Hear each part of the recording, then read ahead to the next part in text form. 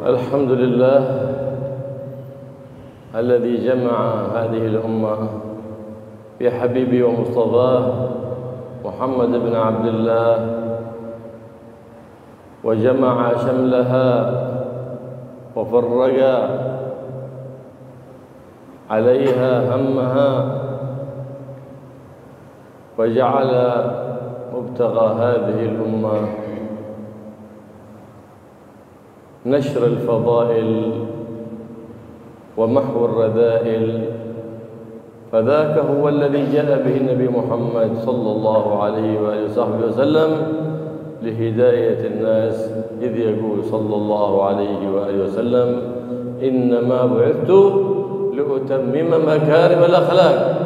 فالله يكرمنا وإياكم بمكارم الأخلاق ويخلينا عن سيئها ويحلينا بحسنها، ويجعلنا وإياكم من المقتدين بحبيب الله ومصطفاه سيدنا ومولانا محمد بن عبد الله صلى الله عليه وآله وصحبه وسلم. Bismillahirrahmanirrahim.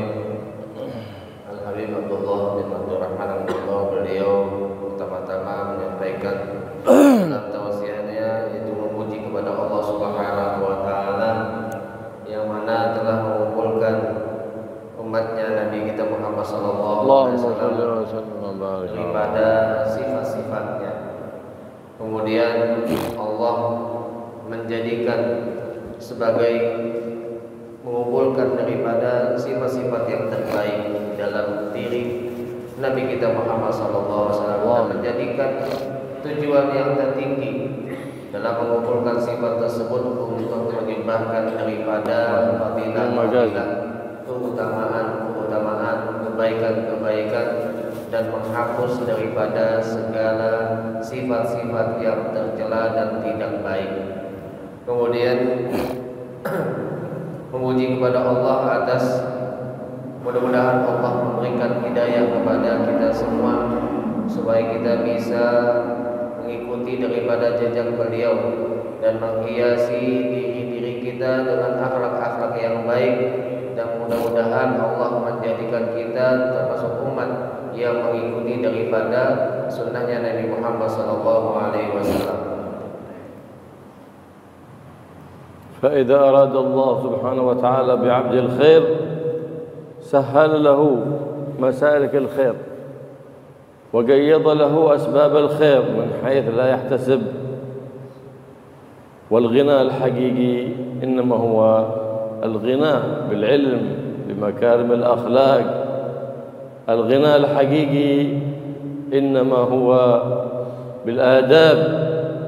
الغنى الحقيقي غناء النفوس، بأن يقذف الله في قلبك القناعة، ألا تتلفت ولا تنظر لما في أيدي الناس، بل يطمئن قلبك بوعد رب الناس، إذ أن الإنسان لا يخرج من بطن أمه إلا وقد كتب الله عليه رزقه، أجله، عمله، شقي أو سعيد.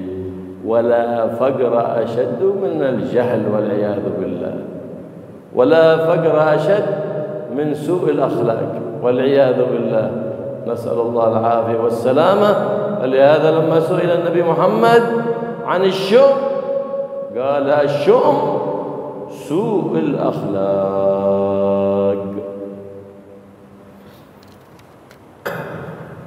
Kemudian Allah menghendaki kepada seorang hambanya untuk mendapatkan sebuah kebaikan, maka Allah akan memberikan bagi dia, menunjukkan bagi dia jalan-jalan kebaikan. Allah akan menampakkan bagi dia daripada sebab-sebab kebaikan. Jika Allah ingin menginginkan dalam diri hamba tersebut kebaikan, dan sebaik-baik kekayaan, tidak ada kekayaan yang lebih baik kecuali ilmu, karena ilmu adalah kekayaan yang hakikat. Kekayaan yang sebenarnya adalah seseorang memiliki daripada ilmu, memiliki daripada adab-adab memiliki daripada jiwa-jiwa yang baik seperti qanaah, tidak memandang dari apa yang dimiliki oleh manusia, tapi dia lebih berharap dengan apa yang dimiliki oleh Allah Subhanahu wa taala. Karena jika seseorang hatinya bergantung dengan manusia, maka itu termasuk bagian daripada akhlak yang tidak baik. Seakan-akan dia tidak yakin dengan pemberian daripada Allah Subhanahu wa taala. Disebutkan dalam sebuah hadis su'ul khuluq,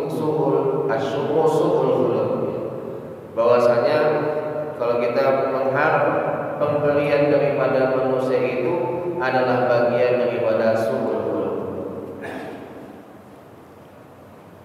فالنبي محمد صلى الله عليه وسلم بعث بتعاليم الإسلام وجاء بالإسلام وأخبرنا بأن أركان الإسلام 5: شهادة أن لا إله إلا الله وإقام الصلاة وإيتاء الزكاة وصوم رمضان وحج البيت من استطاع إليه سبيلا. لكن ما حقيقة هذا الإسلام؟ أن يسلم المسلمون من لسانك ويدك كما قال النبي محمد صلى الله عليه وسلم. فمن صلى وصام لكن يؤذي هذا، يتكلم على هذا، يستهزئ بهذا، هذا ما حل الإسلام في قلبه، ما حل الإسلام في قلبه، لأن حقيقته أن يسلم المسلمون من لسانك ويدك. فإذا رأيت من يصلي ويصوم لكنه يؤذي هذا ويغتاب هذا، فذاك بعيد عن حقيقة الإسلام، إذ ما عرف المسكين حقيقة الإسلام وظن الإسلام مجرد صلاة وصيام. لا، الإسلام معاملة مع الله في الظاهر والباطن. الإسلام معاملة مع الخلق، وحسن المعاملة ينبي عن حسن الإسلام وعن ثبوت الإيمان.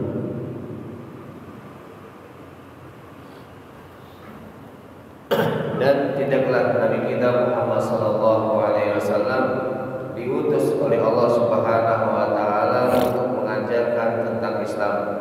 Nabi diutus oleh Allah untuk memberikan kabar kepada kita, di antaranya tentang ahkam Islam, rukun-rukun Islam, yaitu mengucapkan 2 kalimat syahadat, kemudian melaksanakan salat, kemudian menunaikan zakat, kemudian puasa bulan Ramadan, dan melaksanakan haji bagi yang mampu. Kemudian apakah maka hakikatnya seorang muslim itu dia untuk mencegah, menahan daripada lidahnya dan tangannya daripada menzalimi saudaranya sendiri. Jangan sampai seorang muslim dengan lidahnya dia menghina saudaranya, dengan lidahnya dia mencaci daripada saudaranya sendiri. Kalau begitu, maka tidaklah agama Islam atau Islam itu berada di dalam hatinya. Karena Nabi Muhammad SAW bersabda, "Al-muslimu man salimal muslimuna min lisanihi wa yadihi." Yang namanya orang muslim itu adalah yang kalau misalkan muslim yang lain itu selamat dari lidahnya dan tangannya. Jadi hakikat Islam itu bukan sekedar kita puasa dan sholat saja atau zakat dan haji, bukan. Tapi hakikatnya Islam itu adalah muamalah.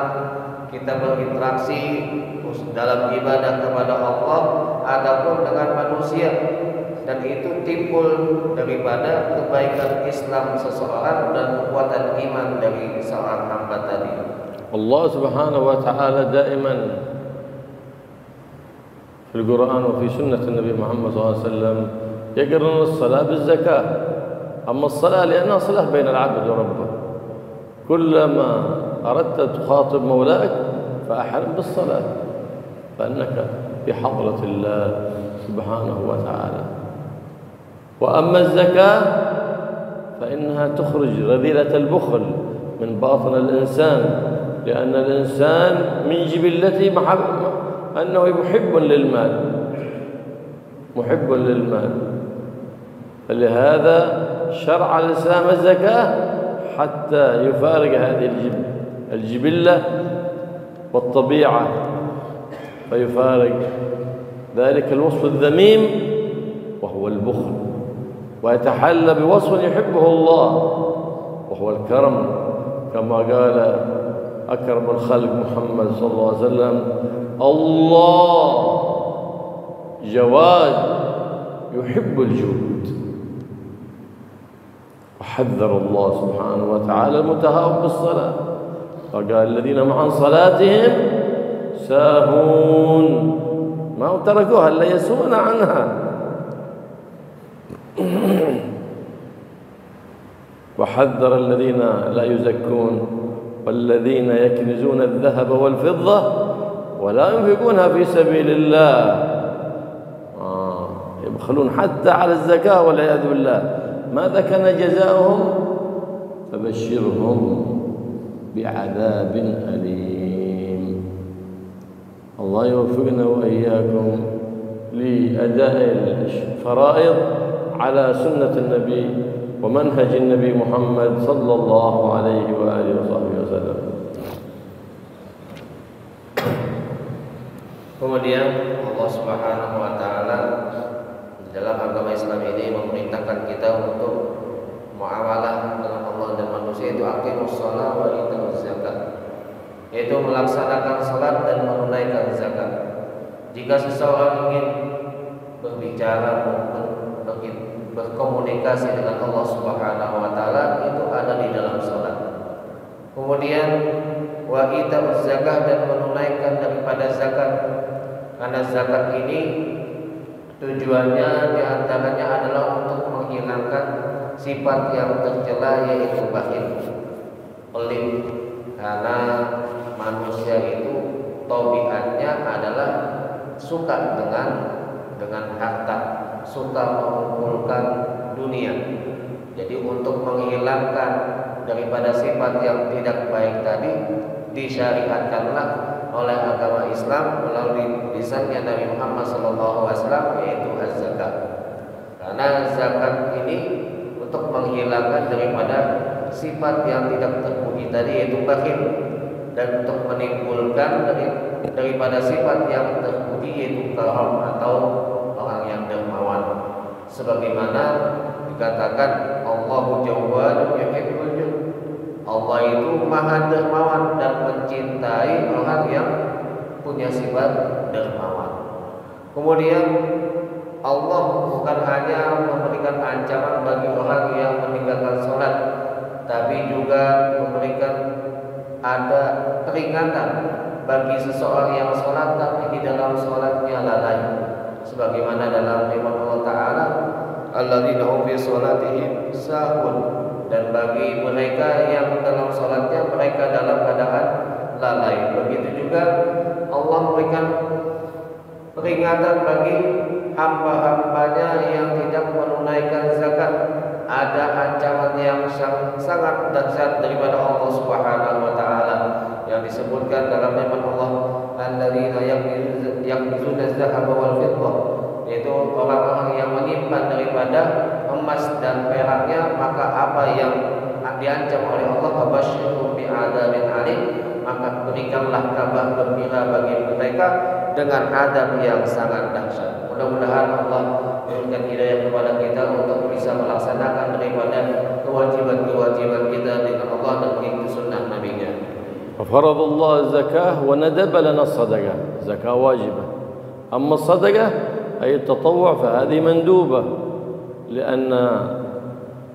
لأنها فيها مواساة لإخوانك المسلمين. وكلما كان في قلبك رحمة لإخوانك المسلمين كلما قربت وتحببت لله وقربت من سيد الأنبياء والمرسلين محمد صلى الله عليه وسلم. فينبغي أن تتحرى لزكاتك ولصدقتك الأخيار الأتقياء الذين يقيمون بطاعة الله. كلما كان كذلك كلما كان الأجر أكثر. كما قال النبي محمد صلى الله عليه وسلم: لا تأكل إلا طعام تقي، ولا يأكل طعامك إلا تقي. إذا بتعزم أحد اعزم الأتقية، إذا بتعطي أحد أعطي الأتقية، إذا بتأخذ من أحد خذ من الأتقية، إذا بتقبل عزومة أحد اقبل عزومة الأتقية. هذه فيها البركة، فيها البركة. أولئك الناس الأتقياء الذين هم اشتغلوا بتجارة الآخرة عن تجارة الدنيا. فاحرص على التودد إليهم والتقرب إليهم، فإن يوم القيامة يقول لأولئك الأتقياء: الله سبحانه وتعالى قوموا واشفعوا في من له يد عليكم، هذا فلان ساعدك وفلان قام معك فلان خدمك، قوموا واشفعوا فيهم، فيؤذن لهم بذلك. فمن كانت له يد ومن كان له نفع لهم قام في يوم لا ينفع فيه مال ولا بنون، قام ووجد تلك الشفاعة بماذا؟ بعمل كان عمله لله في حياته الدنيا. Kemudian hukum zakat itu adalah wajib, dan Nabi kita Muhammad SAW menganjurkan dan mensunnahkan bagi kita untuk bersedekah, karena dalam sedekah itu muasah dan ikhwan, yaitu saling membantu satu sama lain dengan saudaranya. Nah, kalau misalkan di dalam hatinya ada sifat kasih sayang seorang mukmin kepada saudaranya yang lain, tentu dia akan membantu dengan cara bersedekah. Karena juga sedekah ini akan mendekatkan kita. Kalau sudah ada sifat rahmat di dalam hati seorang hamba, maka itu akan mendekatkan dia dan menimbulkan kecintaan dia dengan para nabi-nabi dan rasul. Selama kalau kita tambah banyak bersedekah kepada orang lain, tambah banyak juga kebaikan yang akan kita dapatkan. Kalau misalkan sedekah itu diberikan kepada orang yang lebih baik, tentu pahalanya juga lebih baik juga, lebih banyak juga. Sebagaimana yang disebutkan, la takulu ta'amu illa taqi, tidaklah memakan makanan kecuali orang yang bertakwa. Artinya di sini kalau kita mau sedekah yang lebih afdal, lebih baik itu adalah kepada orang yang bertakwa kepada Allah. Kalau misalkan kita mau menjamu tamu, jamuan itu yang lebih baik adalah menjamu orang yang bertakwa. Kalau misalkan kita menerima dari hadiah, tentu hadiah yang terbaik adalah hadiah daripada orang yang bertakwa, karena mereka lah orang yang terbaik di sisi Allah Subhanahu wa taala. Maka beliau meminta kepada kita untuk selalu tekun dan giat untuk meraih daripada perdagangan akhirat, yaitu mendapatkan pahala daripada Allah. Untuk apa? Dengan cara apa? Dengan mencintai dan mendekati dengan orang-orang yang bertakwa kepada Allah. Karena mereka orang yang bertakwa ini nanti di hari kiamat diizinkan oleh Allah Subhanahu wa taala untuk memberikan syafaat kepada orang yang mereka kenal ketika di dunia. Jadi ketika nanti dari kiamat ada yang dia kenal, oh ini, maka diizinkan oleh Allah untuk memberikan syafaat kepada orang tersebut, di mana hari tersebut tidak ada manfaat daripada harta dan anak-anak yang mereka miliki. Nah, فإذا أعطيت من الأخيار الأتقياء استعانوا بها على طاعة الله، بيروح بيشتري أكل لأولاده، بيشتري لباس، فيستعين بها على طاعة الله. وإذا أعطيت فاسقا ماذا بيشتري بها؟ بيروح بيشتري له تنباك أو بيشتري مسكرات أو مخدرات والعياذ بالله، كما تراهم اليوم عند الإشارات، لمبو ميرا ولمبو إيجو، هكذا. حتى نور الصلاة مشى عليهم، حتى الصلاة مشى عليهم نور الصلاة والعياذ بالله، نسأل الله العافية والسلام. الآن كان أبى المال أن يخرج إلا من حيث دخل. فانظر أين يخرج فتعرف ما الحلال ولا حرام. إذا خرج في الحلال أعرف أنه مال حلال، وإن خرج في غير ذلك وضع في غير محله أعرف أنه مال ليس بالحلال. كان بعض الناس الصالحين من الأخيار الموسرين كان يخصص صدقته بصلحاء الصوفية الصالحين الذين تجردوا للتجارة مع رب البرية وإحياء سنة خير البرية محمد صلى الله عليه وسلم. فقيل له هل عممت بمعروفك كل الناس؟ فقال لهم هؤلاء هممهم لله، مقصودهم طاعة الله، فلو احتاج أحدهم أو أصابته فاقة فتتشتت همته. أولاده جعانين فتتشتت همته، أولاده بغوا نفقة فتتشتت همته. ولئن أحيي همة لله في قلب أحدهم أحب إلي من أن أتصدق على 1000 ممن همتهم جمع الدنيا. فحكيت قصته للإمام الجنيد البغدادي فاستحسن الكلام فقال هذا الرجل ولي لله. لأن شوف هذه إدراكاته وهذه نظرته علامة أنه وقر في قلبه الإيمان، فنطق بحكمة على لسانه من الرحيم الرحمن سبحانه وتعالى. Kemudian sebaik-baiknya pemberian yang kita berikan itu tadi adalah kepada orang yang bertakwa. Tentunya pemberian yang kita atau sedekah yang kita berikan kepada mereka orang yang bertakwa tersebut tentunya digunakan untuk memudahkan mereka supaya taat kepada Allah Subhanahu wa taala. Mungkin untuk membeli sesuatu, membeli baju, untuk sholat atau hal yang lainnya. Tentunya orang yang bertakwa menggunakan hadiah tersebut supaya dia mudah untuk menjalankan ketaatan kepada Allah. Berbeda kalau kita memberikan sedekah kepada orang yang fasik. Kalau kita berikan hadiah kepada orang yang fasik atau sedekah, nanti dia belikan rokok, bahkan naudzubillah kalau sampai memberikan daripada narkoba atau obat-obatan.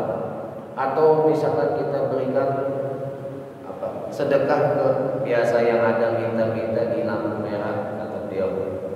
Itu fasik juga. Kenapa? Karena kapan mereka sholat ya?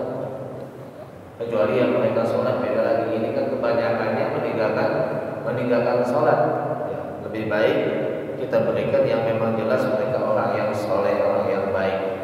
Dari sini kita mengetahui harta yang kita dapatkan itu dari mana berasal. Karena uang itu tidak akan keluar kecuali dari mana jalan kita mendapatkan uang tersebut.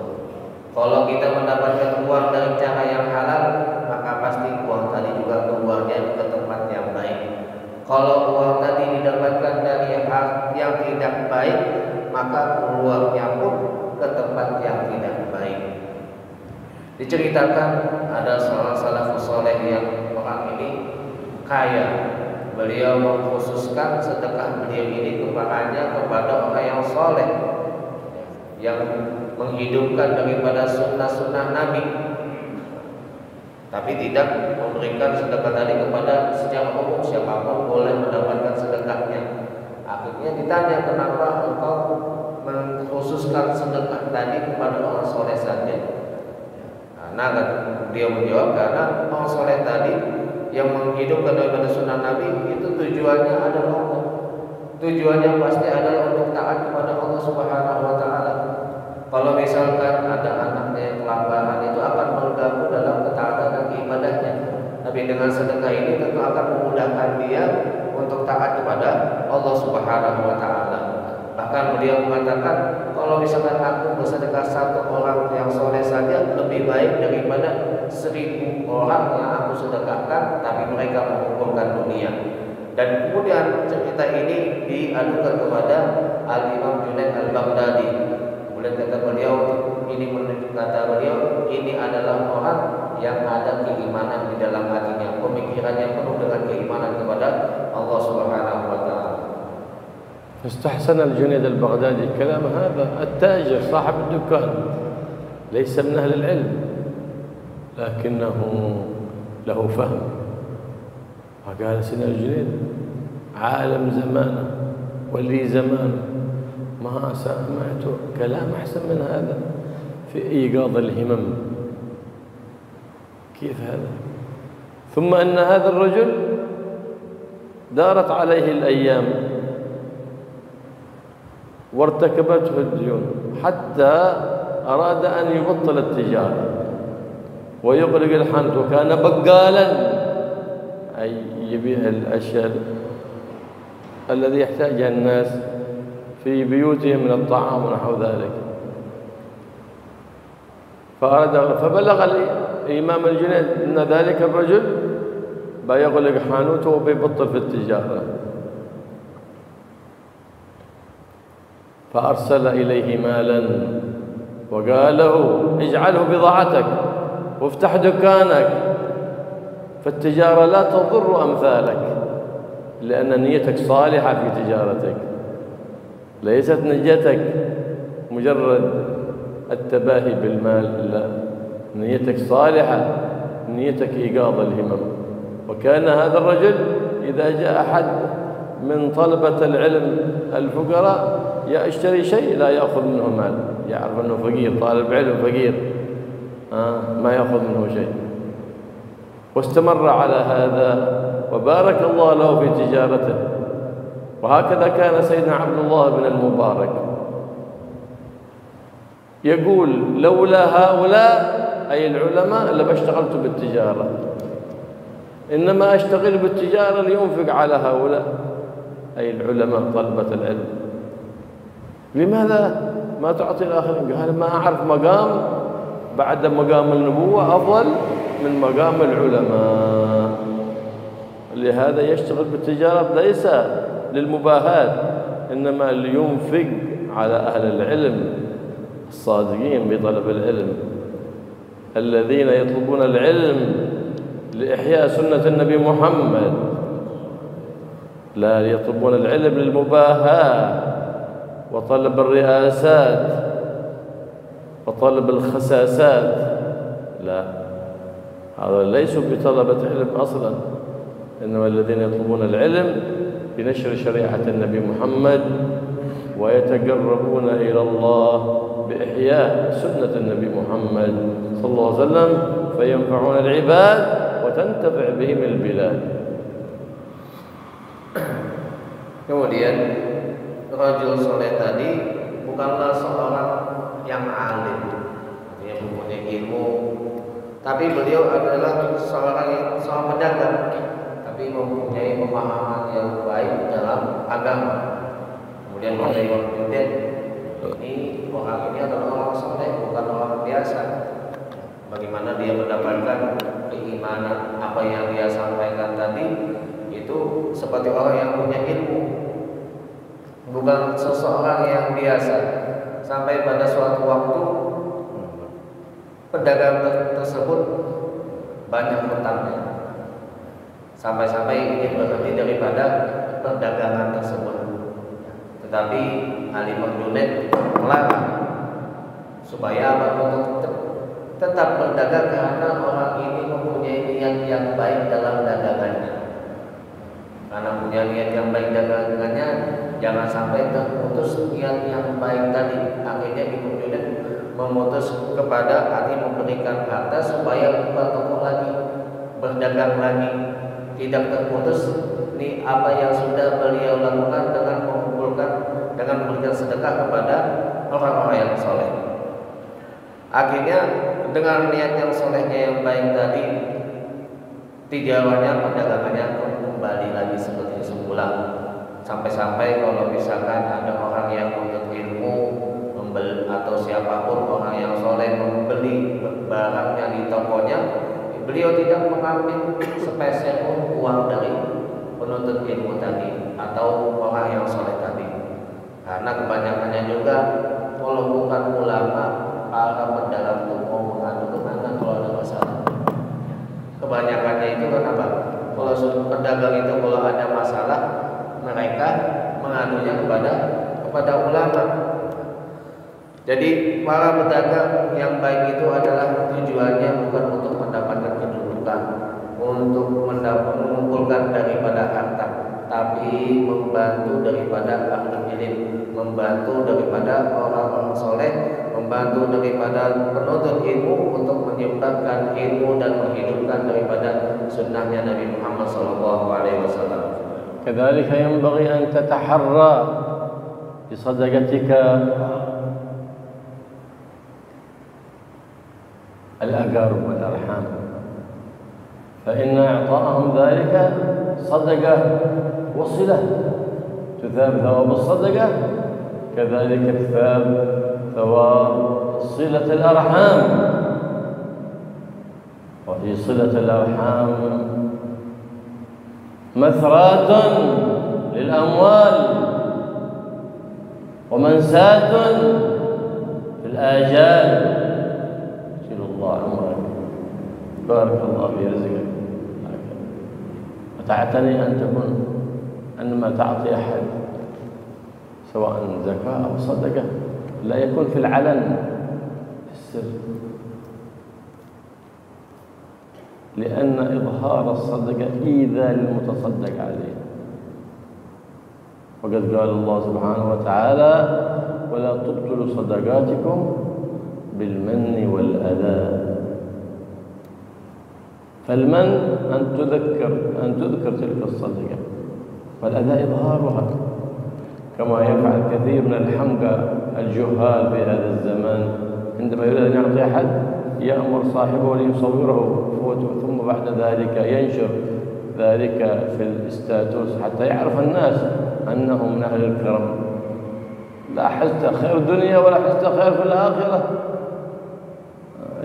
إيش وجدت؟ إيش حصلت؟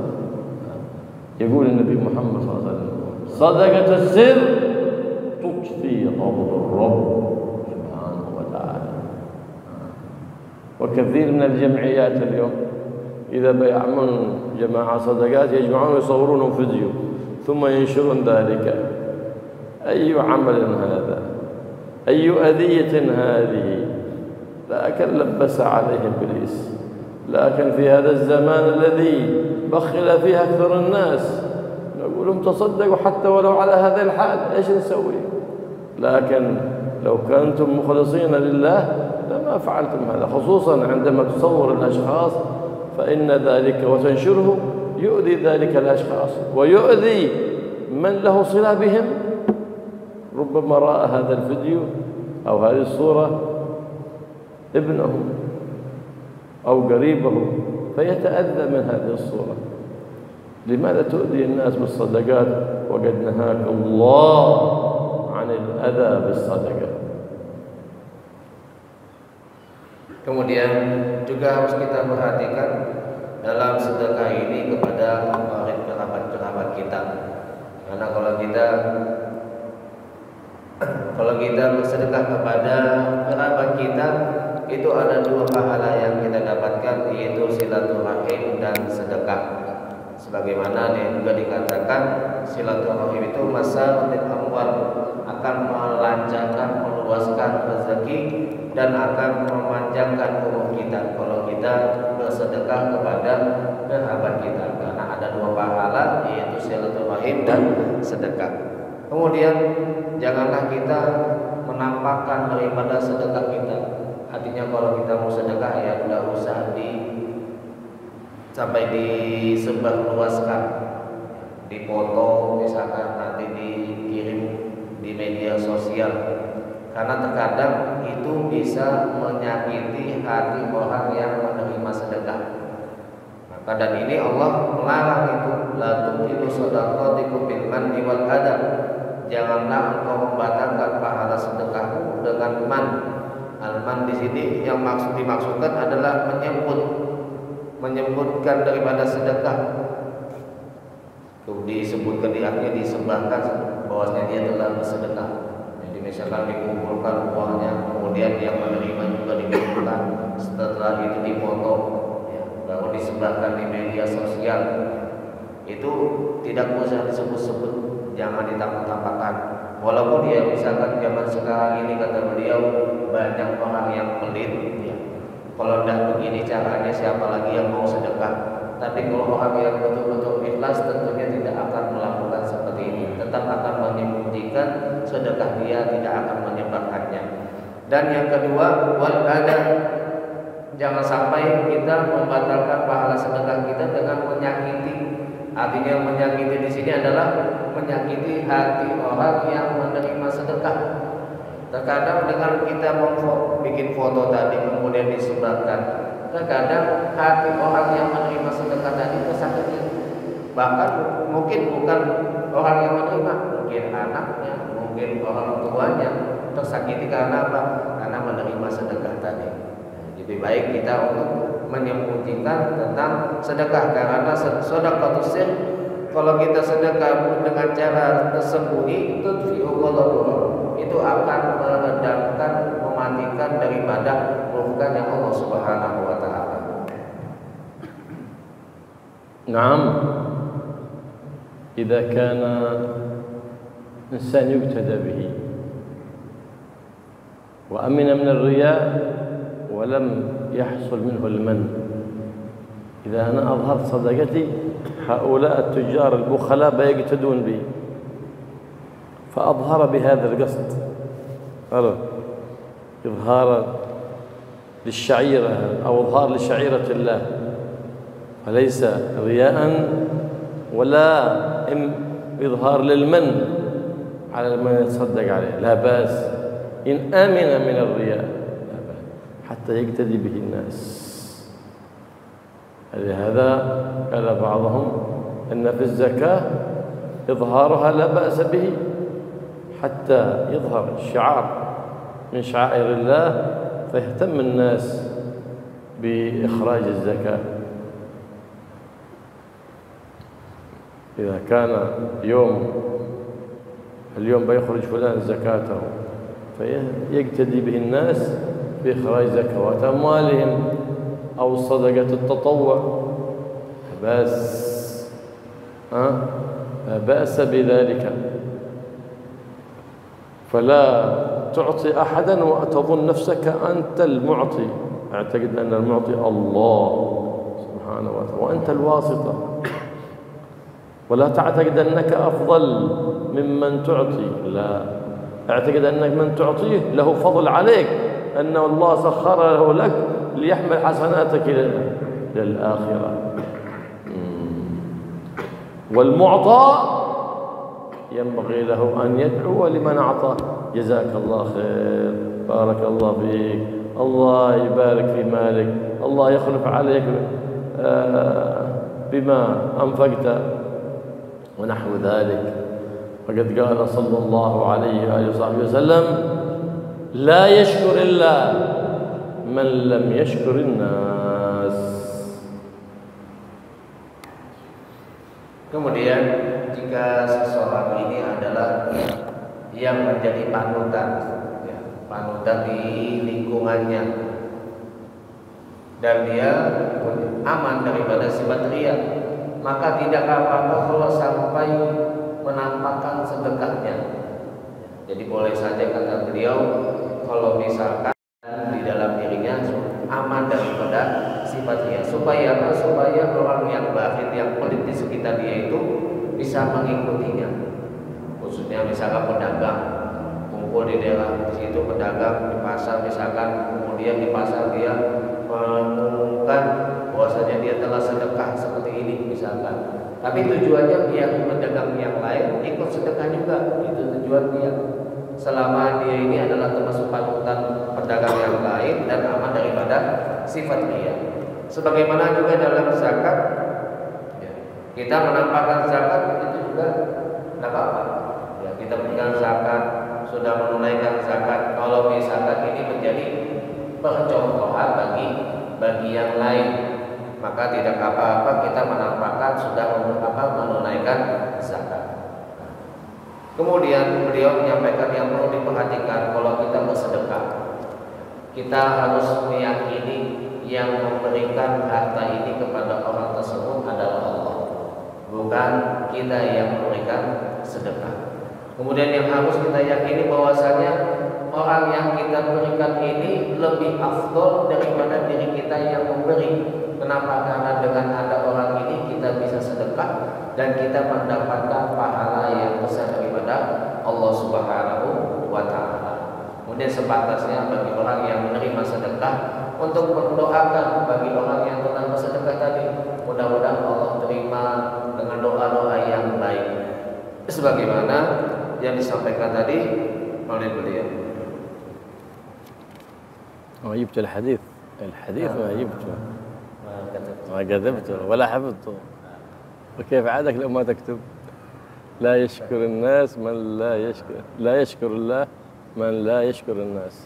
Nah, sebutkan dalam sebuah hadis tadi kan bagi orang yang menerima sedekah untuk mendoakan kepada yang memberikan sedekah tadi, karena dalam hadis lam yashkurin nas لا يشكر الله من لم يشكر الناس لا يشكر الله من لم يشكر الناس. Tidaklah seseorang itu bersyukur kepada Allah jika dia tidak bersyukur kepada manusia. Artinya tadi kan dia sudah dikasih sedekah oleh orang lain, maka tanda dia bersyukur mendoakan orang tadi tanda bahwa dia telah bersyukur kepada Allah Subhanahu wa taala. والله يوفقنا لشكره ويوفقنا لشكر عباده ويقرب من الأخيار ويغنينا عن شرار الناس ويقرب منا خيار الناس ويوفقنا وإياكم للاقتداء بسيد الناس محمد صلى الله عليه وسلم ويحفظنا وإياكم من شر الوسواس الخناس ولا يجعلنا وإياكم من الذين يستمعون للوسواس الخناس ويجعلنا من الذين يستمعون لنداء رب الناس ونداء سيد الناس محمد محبوب رب الناس صلى الله عليه وآله وسلم. Kemudian beliau doa kepada Allah Subhanahu wa taala, mudah-mudahan Allah memberikan kekayaan bagi kita, tidak memerlukan daripada apa yang dimiliki oleh manusia, tapi kita mengharap kepada Allah Subhanahu wa taala, mudah-mudahan Allah mendekatkan kepada kita orang-orang yang bertakwa, orang-orang yang saleh, dan mudah-mudahan Allah memberikan taufik kepada kita untuk bisa mengikuti daripada sunnahnya Nabi Muhammad SAW, dan mudah-mudahan Allah menjaga kita daripada gangguan-gangguan yang tidak baik, entah itu manusia ataupun dari yang lainnya, dan mudah-mudahan Allah tidak menjadikan kita termasuk orang yang mendengarkan daripada bisikan-bisikan yang tidak baik. Sebaliknya Allah mudah-mudahan menjadikan kita termasuk orang yang mendengar panggilan daripada Nabi kita Muhammad SAW dan panggilan Allah Subhanahu wa taala. Kemudian di waktu yang tersisa ini beliau mempersilakan kepada hadirin untuk bertanya. Kalau ada pertanyaan silakan.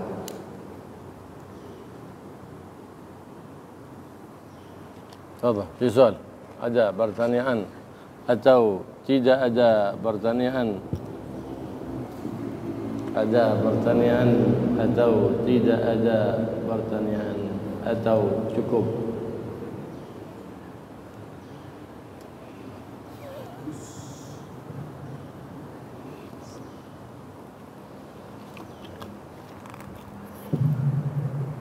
الحمد لله رب العالمين. اللهم صل وسلم على سيدنا محمد وعلى آل سيدنا محمد. اللهم إنا نسألك زيادة في الدين وبركة في العمر وصحة في الجسد وسعة في الرزق وتوبة قبل الموت وشهادة عند الموت وعفوا عند الحساب وأمانا من العذاب وجوازا على الصراط ونصيب من الجنة وارزقنا اللهم النظر إلى وجهك الكريم يا رحمن يا رحيم يا حي يا قيوم يا ذا الجلال والإكرام. اكفنا الأذيات والبليات الظاهرات والباطنات نسأل العظيم جميع الحرز المكين من الذنوب كلنا من مضى وحفظنا فيما بقي وما هو آت. اللهم يا كافي البلاء اكفنا البلاء قبل نزوله من السماء يا الله يا الله يا الله يا